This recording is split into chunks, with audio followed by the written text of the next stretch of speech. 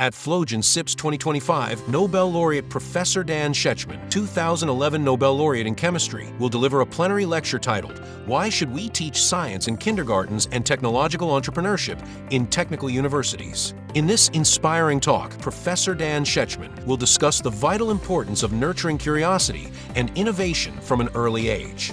He will highlight how introducing science education in kindergartens can spark lifelong creativity and how integrating technological entrepreneurship into higher education can empower the next generation of innovators and leaders.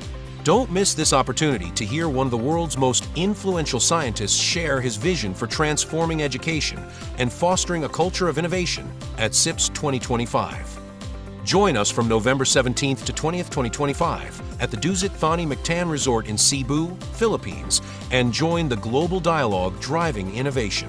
Submit your abstract at flogen.org/SIPS2025 under the submission column. SIPS, organized by FLOGEN Stars Outreach, a not-for-profit organization, advancing sustainability since 2003.